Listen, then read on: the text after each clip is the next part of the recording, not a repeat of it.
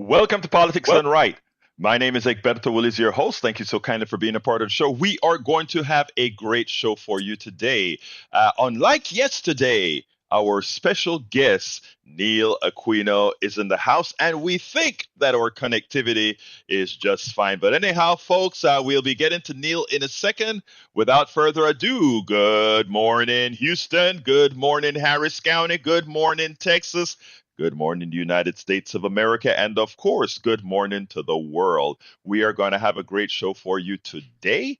And helping us making sure this show gets to you perfectly are our two geniuses in the studio. We are referencing no other or no others than Howard Reynolds and Jack Van Bever. Good morning, my dear Geniotic brothers. How are you guys doing today? You make me laugh. You make me laugh. Well, Stanley, this is another fine mess you've got me into. well, Ollie, let's get on with the show. Alrighty then. Hey, I've got an announcement for you, Egberto. Talk to me, brother.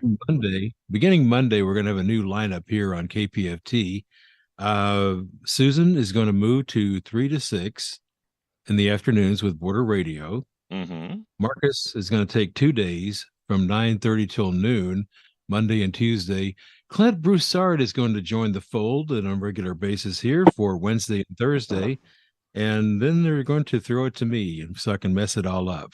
I'll be on Fridays from 9:30 till noon with a music show, something I want to call the Request Show. So we're going to take in requests on Monday. Wait a minute. Start Wait a minute. nine- Wait No, a Friday, minute. Friday. Friday. Yeah. You are 9:30 to you. It happened, folks. Remember, we've been trying to get this guy Howard, who has a hell of a music talent, to get a show on the road. He's doing it. Wow. Well, that's I'm. because they finally ran out of people. Oh, look. I don't care what the Straight reason from the is, bottom man. of the barrel. I care not what the reason is, folks. You got to make sure to check out Fridays 9:30 to noon in the morning. Well, that starts in the morning, ends at Yeah, noon. That is 9:30 till great, noon. brother. Well, we're going to Felicitaciones, take in hermano. requests too. Yeah, we're going to take in requests, and we're going to start playing some requests around here. So you can call in and say, "I want to hear whatever," and I'll find I whatever. I love it. I love it. I love it. Great. Well, we are in great hands on Fridays between that. Well, every day, but I mean special. Every day. Yeah. Howard is special to me, so it's between 9:30 and 12 on every Friday, folks. We got to check that out. Okay. Now we have some wisdom from Jack this morning, and Jack, take your wisdom. Good morning, Egberto. Buenos días, hermano mío.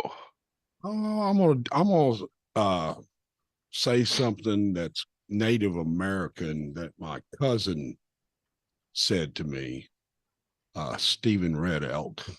Mm-hmm. Do not lead, because I will not follow. Do not follow, because I will not lead. We can walk together on the trail for a while. I love that. That is prescient. That is prescient. Well, look, my brother, thank you guys. And you know what? We're about to start the show. First of all, before I come and give the title of the show, I just want to tell Neil Aquino, thank you very much for coming back the other day. Sorry to wake you up this early in the morning, but it's great having you here, sir. That's great. Good morning, everybody. It's excellent to be back on, and I'm very appreciative, and no problem at all. It all works out great. Well, excellent, folks. Anyhow, title of the show today is Rattner on GOP budget, Aquino, two local politicians, and likely more.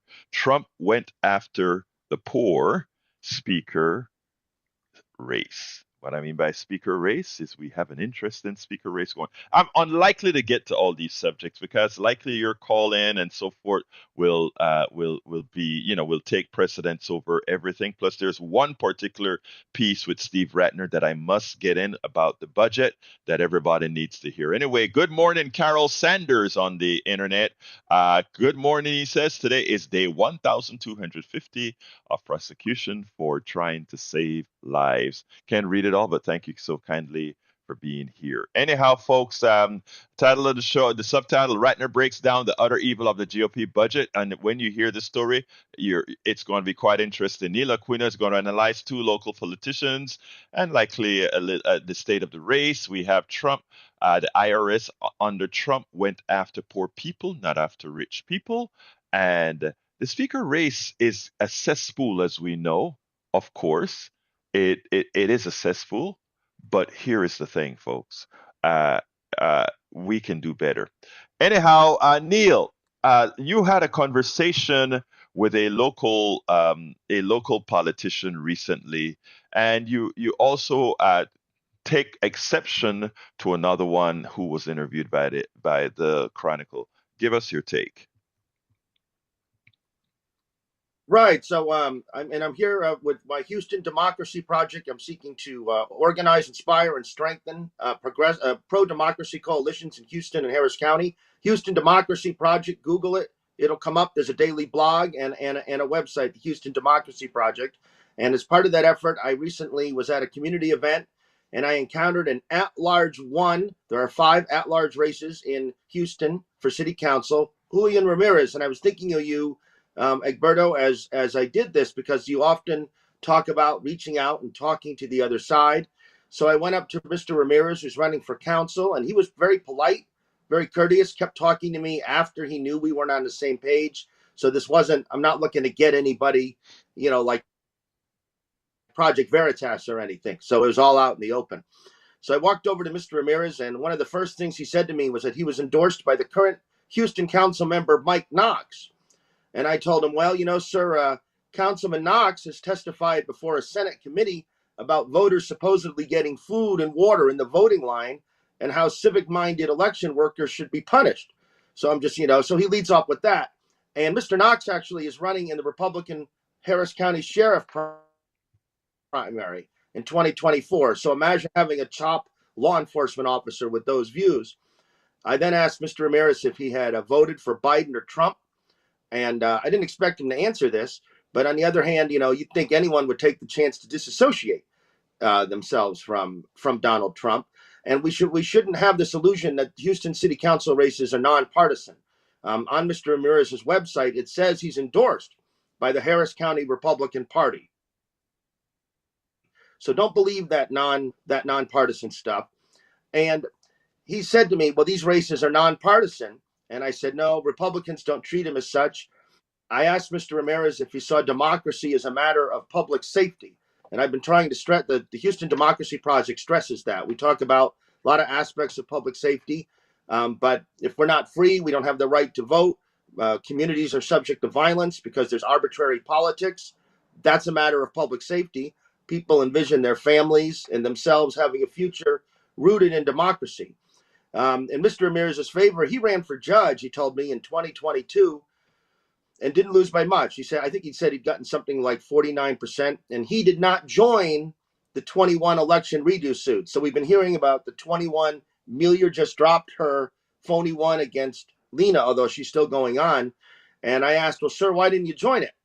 And he said that there was nothing there. So I thought that was interesting that a strong Harris County Republican countywide candidate said no. So we had about a 10-minute exchange.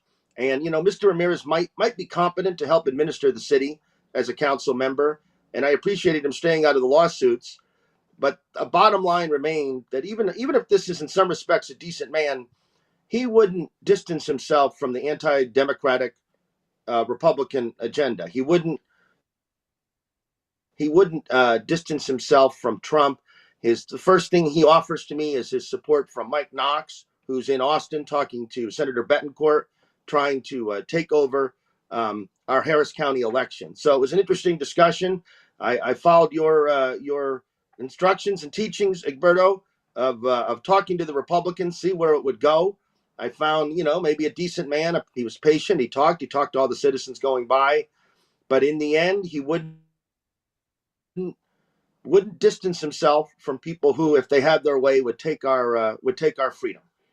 Look, thank you for that first of all, and I think that the dialogue is something that we must have, and getting even that information. You found out the guy is on the other side, but he's a decent person, etc. At least you were able to feel these things out. Now, with respect to his opponent, who's opposing him in the race?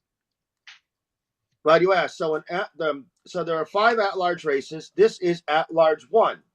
And 2 of the at-large races, 4 and 5, have incumbents: Letitia Plummer in 4, Sally Alcorn in 5. In 1, and these are citywide, there then are 11 districts. In 1, Conchita Reyes actually has added democracy to her website after talking to me and the Houston Democracy Project. Conchita Reyes, if you go to her website, front and center are issues of democracy. There are other Democratic opponents, a woman named Leah Waltall and a woman named Melanie Miles, who up until 2 or 3 election cycles ago was a Republican. And I keep waiting for her to say. Melanie Miles was a Republican at one time? I didn't know that. If Okay. you go to Japan, I went because I was at a conference where she was at, and it interested. Oh, I didn't know that. Okay, go ahead. She was voting Republican until 2018, and I've not heard her. I've seen her on this. I've seen her 3 or 4 times. She's always giving out cookies. I'm not above taking a cookie. Sometimes I've taken 2. But I've not heard her. She doesn't allude to it. I've seen her at a Spring Branch candidate forum. I saw her and she doesn't say like she had a conversion on the road. Like, oh, I couldn't do that anymore. So it's been suggested it's opportunistic. People have that is very important. Maybe she thought she had a better. Neil, what you just said is very important. She didn't come out and say, I used to be this, I did this, etc. I changed, and this is the reason why I changed. When Mike from that ran for lieutenant governor, I'm getting old. Why can't I remember? Mike Collier. When Mike Collier, and in fact, you wrote it in his book, when Mike Collier made the change, he made that change, and he called quite a few of us. He actually called me up and he said, hey, how do I get into this interest in area? And at the time, I was president of the Democratic organization in Kingwood, and I said, come speak to the group. And he came and he spoke to the group. And that one of the things that he didn't say it at first. So I said, you have to tell everybody what, how you came about this transition. And he went through the entire thing that made him a darling of the people, not because he left from being a Republican to being a Democrat, but the rationale that he used. And, I think this is one person that should eventually become the governor of Texas, because again, he has his feet in both both camps, but he understood why he had to place his loyalties somewhere that is more people based. So I mean, I would want anybody who makes a transition either way to come out and say, this is the reason. I'm not just a wishy-washy person. This is the reason I'm making a transition. It's an ideological transition that needed to be made.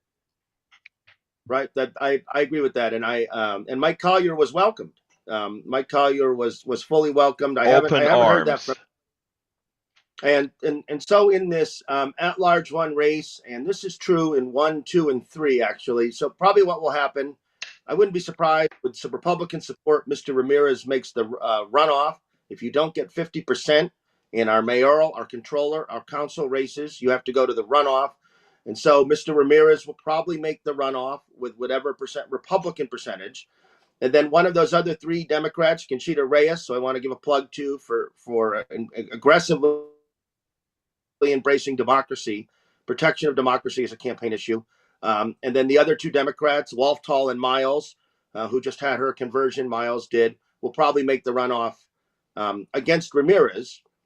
And they will probably be on the municipal ballot under Whitmire and Sheila Jackson Lee, probably in the runoffs that will be in December.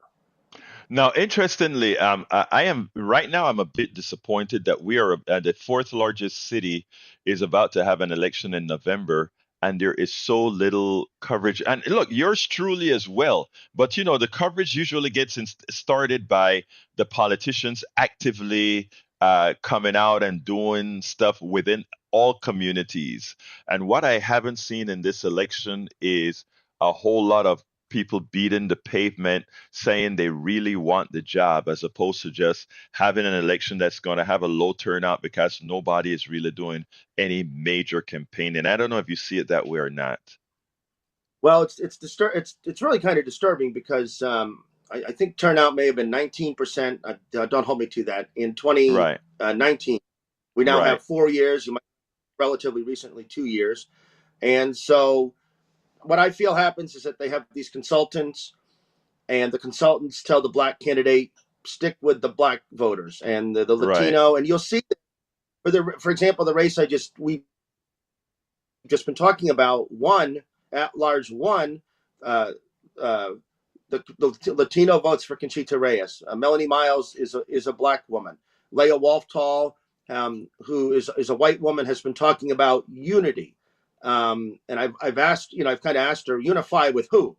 As we talk about, Republicans, or sometimes what I have felt is that some of the Anglo candidates in these races are so reliant on Republican votes that it inhibits their ability to talk about democracy and um, some of these issues. But it is disturbing, and I got a text yesterday. The firefighters are out walking for John Whitmire. I've been getting some mailings, not from Sheila Jackson Lee, though. I've been getting Hmm. mailings from John Whitmire and Gilbert Garcia, because I have 4 vowels in my last name. I get Spanish language Right.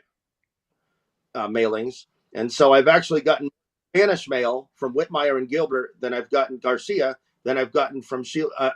Of all pieces, from Sheila, I haven't yet gotten mail from Sheila, and I'm an That is, active Democrat. You'd think I'd yeah, be probably high on that that. and sadly, that is a stratification. That is actually within the Democratic Party proper. And I think it is stupid. I hate to use that word. I rarely use it. It is stupid. Every candidate shouldn't be saying, I'm going to try to go to my color base, but they should be going to all Houstonians. And I'm not trying to be utopian here, but that is what we preach as Democrats. We need to start living that as Democrats, that you get, Sheila should be out everywhere. Likewise, Garcia should be out everywhere. I mean, because under that tenet, if we follow that tenet, Harris County should simply be a run completely and entirely by anybody with a last name like Garcia or Gonzalez or Marian or whatever. The thing about it is, every politician need to be in every community, letting folks know what they intend to do for everybody localized community. I'm glad you said that. I hope some of these politicians are listening. The Washington consultants. I don't know if you saw some of the articles I wrote about the biggest problem within the Democratic Party is to be listening to ivory tower consultants who has no idea what's really occurring on the ground. The ground sure doesn't look like that. There's a consultant. There's I won't name them, but there are names here in Houston locally. You hear the same names over and over. Consultant firms, um, and frequently the same consultant will have 3, 4, 5 candidates, especially in even year Hmm. elections. And a lot of Houston politics, Harris County politics, seems driven by black brown competitions for votes, competitions for resources, and it's really disheartening. It doesn't have to be that way, and as we face a universal threat from the Republican Party, that's not a way really to keep us Well, physically safe. no, no, but you look. The thing about it is, any Democrat. I'm going to restrict this to say this about Democrats right now, because we know the Republican Party has allowed themselves to be controlled by a white race, a white supremacy text. We know that. I mean, and any Republican wants to call and discuss that, feel free to do so.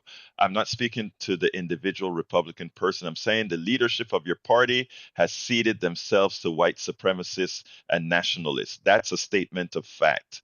But also the Democratic Party's consultants show who exactly they are, because they themselves are not people who believe in true equality and that we are all in this together. And all, they still have that backwards 1950s mentality about breaking things apart, which in itself create friction among people. I watch that when you go to some of the CCC meetings for the Democratic Party, etc. We got to get rid of those types of divisions. We have to do that. That is a must. So Democrats that are listening, wake up. Wake up. All right. Anyway, Neil, there's a piece that I want to play now. I want to change the subject now onto this part that I told you about, and then we'll go ahead and start taking phone calls. But anyway, folks, check this out, and then we'll take it on the other side. Recently, Martin Joe had a great piece on the budget that I think everybody needs to see. So what I did is I cut little segments of it to kind of make it flow a little bit better for folks who think they know about the budget and what needs to be cut and what doesn't need to be raised as far as taxes can get a picture. This is important. Take a look at this, and then we'll take it on the other side. Steve Rattner, so glad to have you here. Why don't we start with how much the House and the Senate plans clash and how difficult it is to actually synthesize those two plans?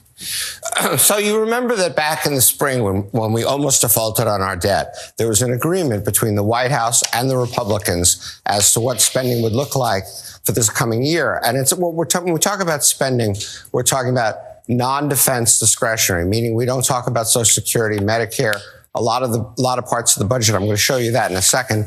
We talk about things like the Transportation Department or Housing Department and so forth.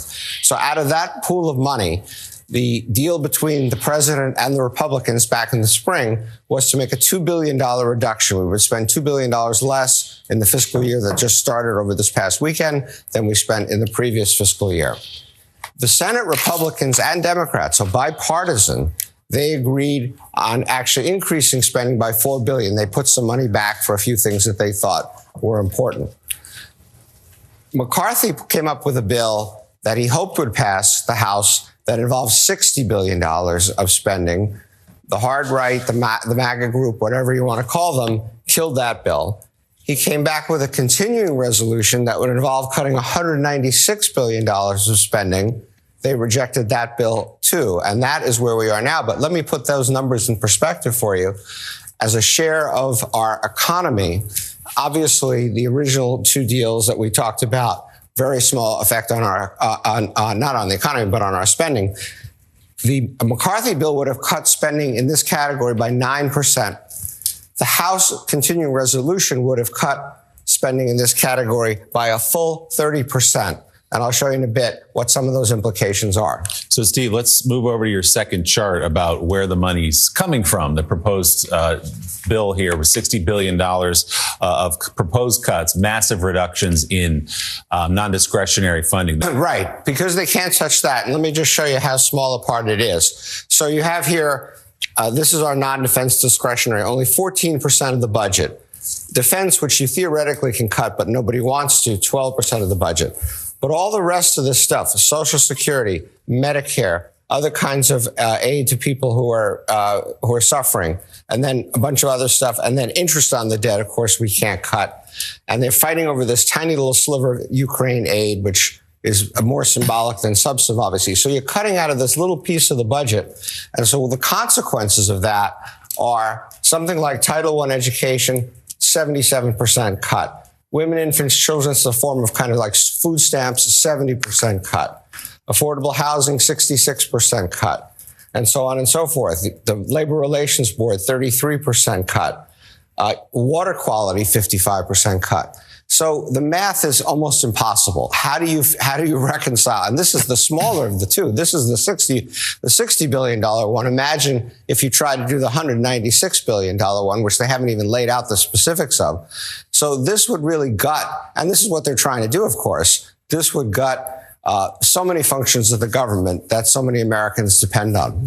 Yeah, we're talking about things like grants for low-income schools, water quality, et cetera. So let's look at that third chart. Steve, how does the debt and deficit play into this? As we've said many times, the last administration under Donald Trump in just 4 years added nearly $8 trillion to the debt. What does it look like now, and how does it affect this conversation? So, look, we do have a deficit and a debt problem. That much of this is legitimate and fair. Our deficit this past fiscal year was $2 trillion in the federal government. It's going to be $2 trillion again this year. And you can see here the deficit, which is this whole space in here. And so what happened? Basically, we kept our revenue share of the size of the economy roughly flat. We did cut a bunch of taxes. You can see the George W. Bush tax cuts. You can see the Trump tax cuts. So we held down our revenues, but meanwhile, our spending was exploding. And so we end up with $2 trillion deficits. And that, of course, turns into debt. We have $33 trillion of debt at the moment in this country. And let's just show where that came from.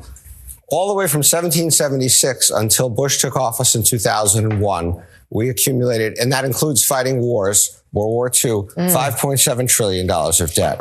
And then you can see every president since then has added a huge amount of debt. Trump, as you just said, Willie, $7.8 trillion of debt in one term, far less than, for example, Barack Obama across the two terms as a proportion. And Biden so far, $4.6 trillion. So you can see these are just unsustainable amounts of debt that we're adding, but you can't really do it by cutting all that other stuff. It's just too much. It's too much deficit relative to what you have available in those discretionary programs. Well, yeah, and Steve, that's always been the problem. It's always been the problem. And it's something that we dealt with going all the way back to 1995 when we were talking about balancing the budget. People say, oh, we will take from foreign aid. We'll take from food stamps. We'll take from this way. No. It's Social Security, Medicare, Medicaid, defense spending, and now more, a hell of a lot more than what we had to worry about in the 90s when we were trying to balance the budget, interest on the debt, and the massive tax cuts to the richest Americans that Trump gave us a couple of years ago. You look at the richest Americans, they have much better tax treatment than working class Americans or small business owners or entrepreneurs who are just starting out. A lot of workers in states like New York, Connecticut, New Jersey, Illinois, California, they're paying 50, 51, 52, 53, 54% of every dollar that they make to taxes. Whereas you got people in Wall Street paying 15, 16, 17%, these billionaires. It's insanity. We're not going to balance the budget with these yahoos saying, oh, cut food stamps, cut foreign aid. That's just a small proportion of our budget.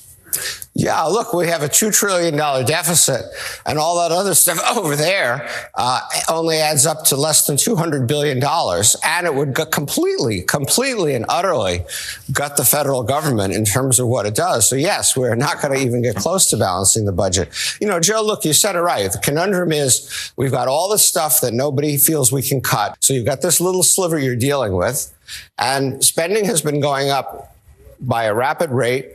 Taxes, as you point out, we've been cutting and cutting, tax cut. And so tax revenues have not been going up as a share of the economy. And you got to do something. You've either got to deal with taxes, and I agree with you about where the money should come from. There are a lot of rich people not paying their fair share. Or you've got to deal with making some changes in here. But otherwise, you're never going to get this deficit down to anything that looks like a balanced budget, let alone something that actually is a balanced budget. What is interesting is when Joe has made a big progress in the way he thinks over the years. Now he actually believes that billionaires should pay their fair share in taxes. But one of the other things that they point out is, look, if we want to make changes, we have to go at the big programs. And they're actually right. Some of those big programs need to grow a little bit bigger. And some of those programs can be a lot smaller if we use sensible policies. Example, if we have Medicare, let's call it single payer healthcare system, where we take the for-profits out of healthcare where they don't belong, we could probably cut that Medicare bill in half. And we can go through that because it's not only about the cost of insurance, et cetera, that pilfers up for 28 to 30%. It also includes medicines that we already paid for and developed. So that is one huge savings. There are some increases in Social Security that we probably need because a lot of folks' Social Security is just too small. But that compensated by by raising the taxes on the billionaires who make the vast majority of the income in this country would make a big difference. And likewise, we can make sure that we have the Medicaid working more efficiently. Why again? Because we take the private sector out of it. Here in Texas, a lot of Medicaid is actually administered by private sector companies, which inherently make things more expensive. So there are a lot of things that we can do immediately to solve the problems that we're talking about, will bring the budget deficit down. And the last thing that I want that we need, and they're trying to make they're trying to make it illegal in the Supreme Court. They're trying to pass a constitutional amendment here in Texas to do what again? To make a wealth tax impossible. The truth of the matter is this country's wealth was built by all of us. There must be a wealth tax on the rich as well. There is already a wealth tax on all of us. When you have any kind of property, that's your wealth, you are paying a tax on it. You have a home, that's your wealth, you are paying a tax on it. You have a car, that's your wealth, you're paying a tax on it. There are various things that we pay taxes on based on what we have. And why do we have wealth taxes? Why do we have income taxes? The more you have, it means the more of society you were able to benefit of. Yes, you do have your own personal initiative as well. But again, a percentage of that is just a mere existence of society. So, folks, there are a lot of ways we could balance the budget rather quickly. We could do it rather in a manner that doesn't hurt people, in a manner that doesn't even hurt the billionaires. The only difference is that they'll see a few less $1 billion in their coffers, billions that they won't spend anyway. As I tell people all of the time, there's a certain kind of psychopath that defines a billionaire. Absolutely, there's a certain kind of psychopathy that is the billionaire class, and I speak about every single billionaire. I don't know if anybody recently heard what Jay-Z had to say. We know that Trump is a creep, a billionaire that cares about nobody. We know that Thiel. We know that the brothers, the Hunt brothers, and all these other guys that own billions. They are creeps. They didn't earn it. Others earned it for them. But what hurt me the most recently was a TikTok I saw on Jay-Z, who went to his family house, and one of his cousins or something comes up to him and say, "Hey man, I need $5,000 to go ahead and start this project that I want to work on."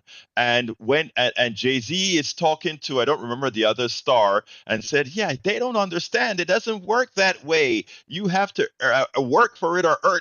It's BS. Jay-Z made a whole lot of money on a whole lot of rappers he didn't pay appropriately. He was a parasite like every billionaire who made his fortune on other people's back. All right. All these singers that are now big star, it just shows you that the billionaire class has nothing to do with race, etc. The capitalist structure is what creates the cancer that allows people the way they are. They just can't get enough. But again, good for a Ludacris, who said when family members and others came to them and said, "Hey, I'm trying a new project." Hey, much was given to Ludacris in that he made a lot of money. And you know what he said? "Okay, guy, I'll send you to school, so whatever project that you are working on, you would be good at. I will help you build yourself." Folks, we got to get this right. Come on in, Art.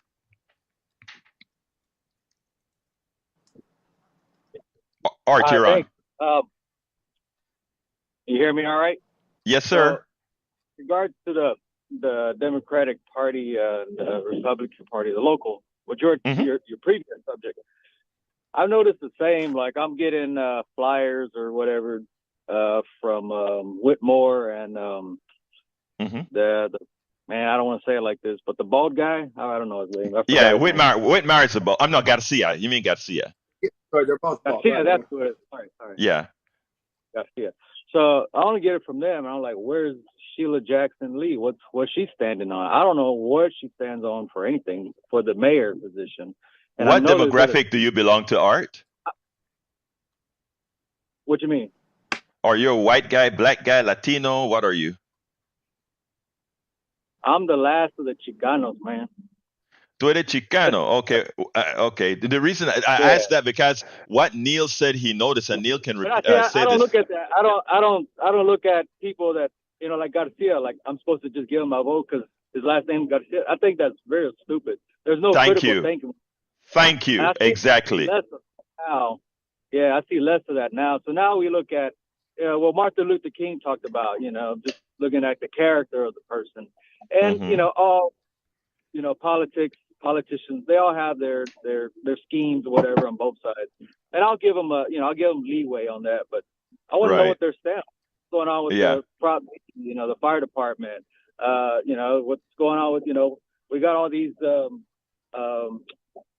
busted main lines, what's taking so long with that pressure, the water pressure on my house. So, so who's going to fix that? What's their stance on that? What are we going to do about this? Should we still stay a sanctuary city or should we not? There's things that don't know where these candidates stay. My question is, why do you think that? I mean, has the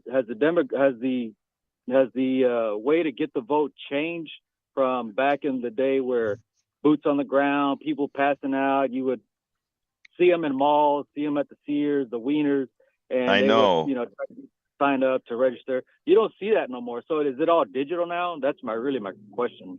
Neil, rely on social media?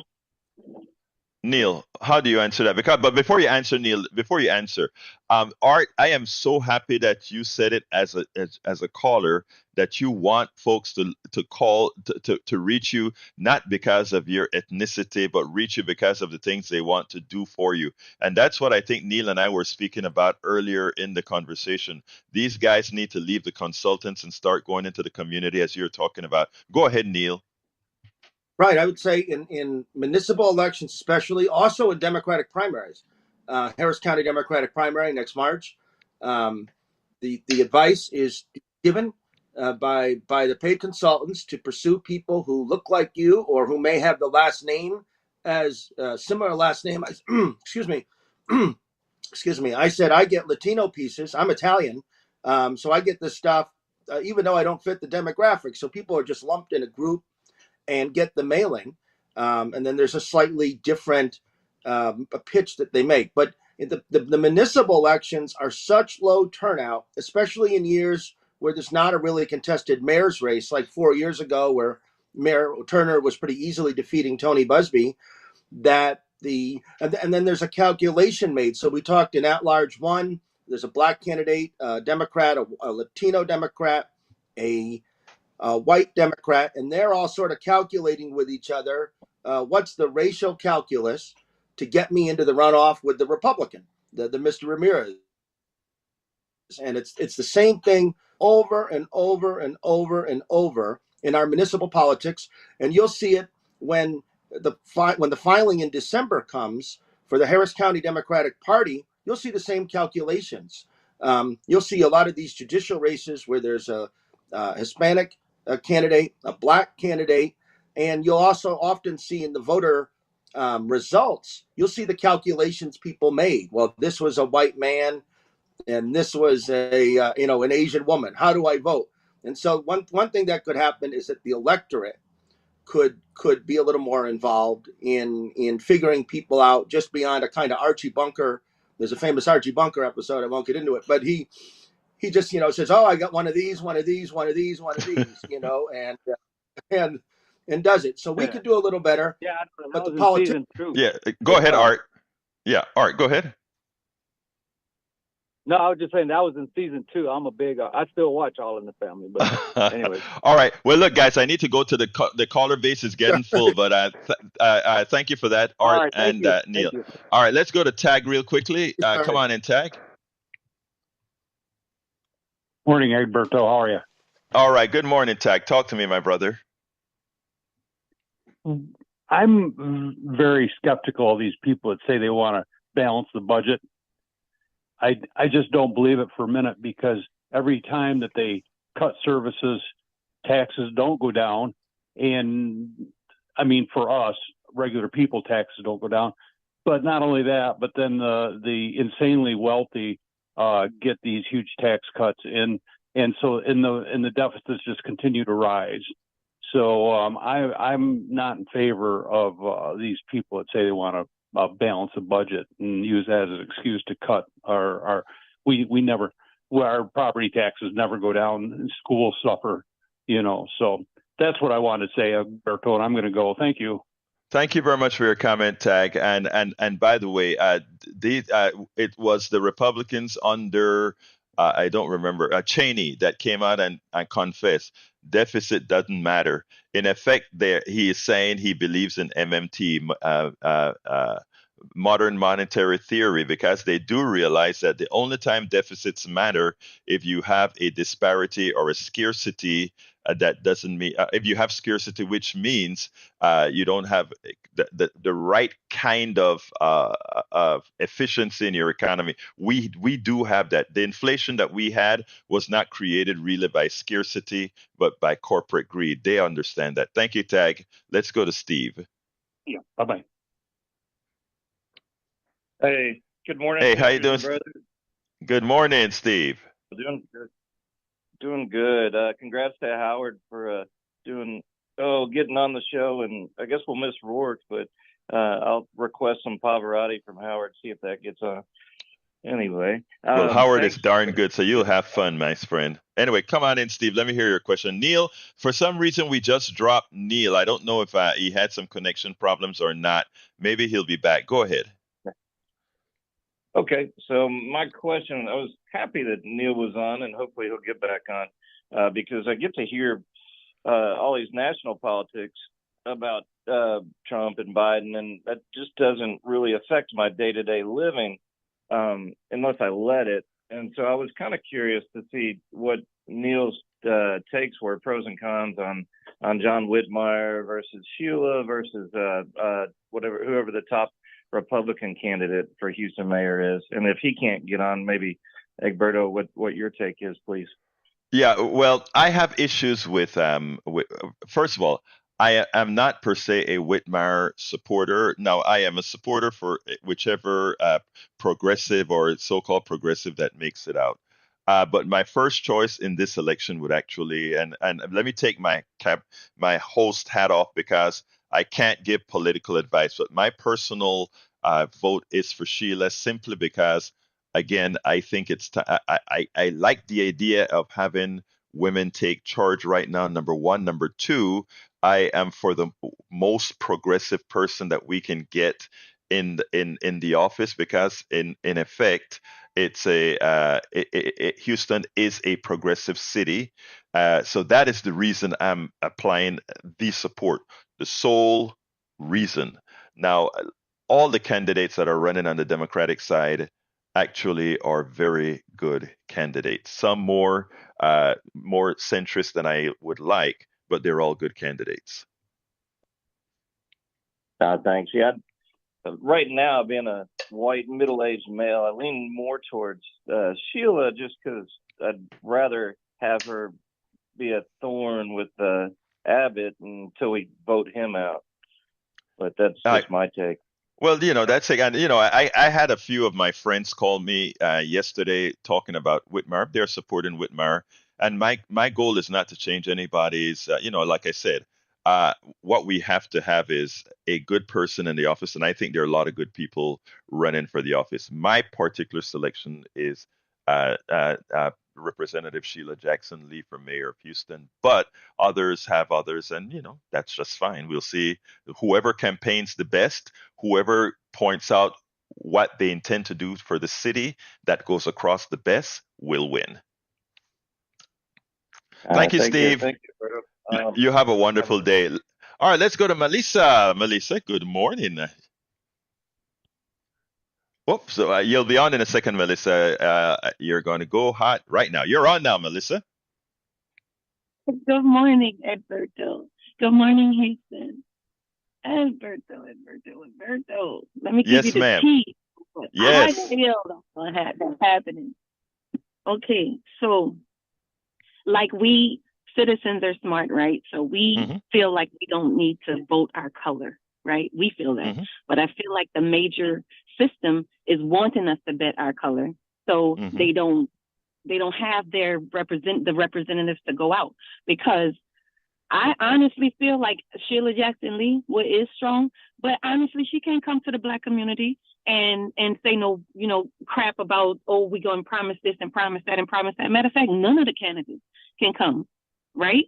So now the candidates, I feel like the top candidates are scared to come to the white people, because the white people talking about their mortgages. They can't come to the Latino community because the Latino community talking about the water and the situation, neighborhood situation they living in. And then the Black people doing both. We like, what the fuck? We can't. Oh, I'm sorry. Yeah, can't use that word. We got a mortgage issue. We got all these kind of issues. So I feel like the candidates are like really, really hush and hoping that you just vote your color. And I want to challenge Houston and Sheila, if you listening to me, if you don't start, somebody don't start talking, it's gonna be problems out here. Like, you're not gonna get in, because we're done with that. We're done with the people appeasing us. Okay. Now, Melissa, I'm glad you said that, and I'm glad you said it the way you said it. I think Sheila should be out here in Kingwood campaigning. I live in a mostly white community. Sheila should be out here in Kingwood. Sheila should be out in the barrios. Sheila should be out everywhere.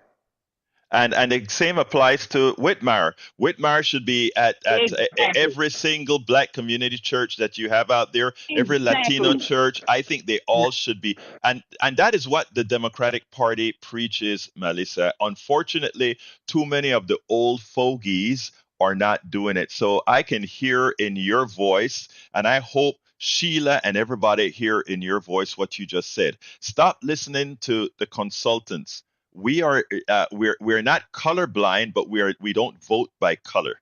So thank you very much for saying that, Melissa. You have a great rest of your day. All right, let's go to Johnny. Come on in, Johnny. A quick aside before I address the previous caller's, I think Melissa's concern, because her concern, frustration is exactly mine. But quickly, I want to talk about Rudy Giuliani and light bulb head John Whitmire. Yes. You notice that Giuliani, because now he's so desperate for money, he's got no cash flow, as far as we can tell. Now he's decided to sue Joe Biden for damaging his reputation. And what is the basis of his lawsuit? One sentence that presidential candidate Joe Biden said in October of 2020. And I'm thinking to myself, well, why did you wait this long, Giuliani, to make this lawsuit? It's because it's not that important to you. And likewise, John Whitmire, his campaign, one of his campaign messages is that he's concerned about crime, and he shows a photograph of himself from 3 decades plus ago when he had a young child and he had hair. And I'm thinking, wait a minute, you became a senator, I guess not too long after that. Why are you referencing something that happened to you long ago? It makes for a bad optic. It makes people think about Rudy Giuliani, baseless lawsuit. Your campaign has no basis. Johnny, I have 5 other callers, so wrap it up for me real quick. And that's why I will say that I'm sick and tired of seeing every campaign for mayor from every candidate for decades all look and sound alike. They all talk about war and crime, and that's it. They don't address the fact that we need a progressive You nailed it. We'll talk about that on Monday. Monday. We talk about that on Monday. Thank you, Johnny. We'll talk about that on Monday, but you're absolutely right. Let's go to Bard real quickly. And Bard, I only can give people 45 seconds now. Come on in, Bard. Okay. Well, I was glad to hear Melissa's call. She actually made sense with regarding Sheila Jackson Lee. Now, Egberto, you don't. There's no reason for you to vote for Sheila Jackson Lee, except you haven't been affected by the city of Houston because you live in Kingwood. Kingwood's treated differently. I want to know who Neil's going to vote for. Okay, Neil is not on air right now, and I'm glad that you said that, Bart, because what you're saying is true, in fact. And that is, in as much as Kingwood is in the city of Houston, when Kingwood have problems, in fact, our current mayor, when the flood came, that big flood, before he went to Studewood and all these other places, he was in Kingwood, and the people in Kingwood was very disrespectful to him. But still, everybody caters to Kingwood, and you can understand why. And that is what Melissa talks about changing. That is what I talk about changing. And maybe at another day we discuss why you think what you think about Lee. But I'm going to ask you to, I'm going to go to another caller now. But I thank you for your call because what you said makes sense. The number one issue is crime. And yes. Sheila's not going to do anything about that. She's never done anything for. Okay, hold on a second, Bart. One thing we talk about that on Monday as well. But the number one issue isn't crime. That's what the media would have you believe. The number one issue isn't crime. We'll talk about that another day. Let's go to David. David, you're on. I am on. Okay, I'm looking at two political flyers I got in the mail. One from Garcia and one from Sheila Jackson Lee. I just heard a previous caller talk about Sheila Jackson Lee's never done anything about crime. Okay, let me read the Garcia one. 3 things he says here. A simple plan to fix crime. Number 1, more community policing. Number 2, more lighting on our streets. And number 3, quicker response times. I think it's kind of oversimplistic. Here's what Sheila Jackson Lee says, and she's got a broad platform that she's advertising on her flyers. She says, number 1, big heading, get smart on crime. Work with police and promote new detectives. Deploy mental health professionals to respond to mental health crises so that police can focus on truly violent offenses. And then expand youth jobs so young people have an opportunity to thrive within the law. Okay, stop right there, David. Stop right there. Let me tell you, you just said something very sensible, and thank you so kindly. I was going to cover some of that on Monday, but you said it in a few sentences, and it came from Sheila Jackson's flyer that I didn't see. But when I told Bard that crime is not the number one issue, you just nailed it right there. You solve the problems that you solve the underlying problems of crime, and then you don't get crime. The Republican orthodoxy is usually you have crime, you put them away, that then costs more money to put them away. If you solve the problem before crime occurs, meaning education, work, food, all these things, stop crime. Thank you, David, for pointing that out. Because of time, real quick. In the state of Texas, the Texas prison system is a very lucrative business. Thank you. Now, people don't know how much money that brother, I do know, and a lot. We are trying to teach people that crime is a business for people, and the same ones that are talking against it. Thank you, David. Let's go to Harry real quick. Harry, come on in, brother. Hello, Alberto. Well, I'll just say this real quickly. Johnny kind of answered it for me, but we do have to get a progressive tax code. We've got to vote in more progressives so you can take that tax code back up so that these corporations cannot rip people off and get these tax cuts, and that they will pay their fair share. So we can have some of these, we can continue to have these social programs the way we have them that people need, and we have more tax coming into the system. Thank you very much, Harry. Got to go to Brian. I appreciate your call as usual, and I appreciate your talk. Brian, come on in, sir. Yeah, you're kind of correct. You stop the crime before it happens, and that's exactly what Trump tried to do with the border. Correct? Stop them before they come, and then pass legislation. No, that's not what he did at all. That's not what he did. What he did is he went ahead and wanted to put a wall up. Putting a wall up isn't solving the problem. Solving the problem with immigration would have meant going to Nicaragua, El Salvador, Guatemala, Venezuela, and actually put in more. That wall money would have done much better if you gave it to those countries to mitigate the problems that not only we have caused, but other folks have caused, climate change have caused, why the migration is occurring out here. There are many reasons for the migration. If you solved it at that location, the people would not have made that arduous trip to make it to the States. So no, he did not do that, Brother Brian. No. You are completely incorrect. Completely incorrect. What's incorrect about it? Nothing to do with what, climate change? Okay, sir, and that is the reason why I said we must work from a basis of fact. The reason Guatemalans and others are coming here is that their farming has failed, and some of what our industry has done to the peasant farmer in these Central American countries. I'm sure, based on what you're saying, you know nothing about that because it's not in our newspapers, in our media over here. So our right wingers can tell you anything, and like I just told, like David just said. Wait, hold on. Like I just told David, nobody goes ahead and goes to the genesis of the problem, where the problem starts. You are claiming Trump went to where the problem starts. I am telling you why you were wrong to make that statement. If you wanted to solve the problem, you would have gone to the Central American and South American countries, invest the money there. Those people wouldn't have made the arduous trips here. It's that simple. So the Panama Canal was not built by us?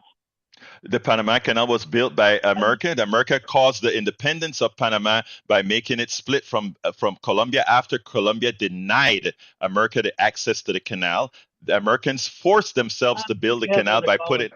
Wait a minute. You asked the question. I'm answering the question. America forced the build of the canal illegally, again, because it created an independence. Anyway, thank you so kindly, folks. Let's go to the control room for a final word. Oh, the final word is Jack's wisdom here. Let's get Jack on. Come on, Jack. Harm reduction is what we need to start thinking about. Take care of the people before they're on the doles and have to resort to crime to feed themselves. Balance the budget don't balance the budget on the backs of the people. Thank you, my brother. Look, folks, we lost Neil Aquino, and he tried to get back in, and for some reason he couldn't get back in. I don't understand, but I want to thank Neil Aquino for being here. I want to thank Jack Van Beber. I want to thank Howard Reynolds, and also congratulate Howard Reynolds on his new show on Fridays at between 9:30 and noon. I don't know what he's going to call his show yet. Do you have a name for it yet, Howard? The show. All right. Anyway, folks, thank you, listeners. Thank you, callers. Thank you, everyone. My name is Egberto Willis. This is Politics Done Right. And you guys know how I end this baby. I am what? Out.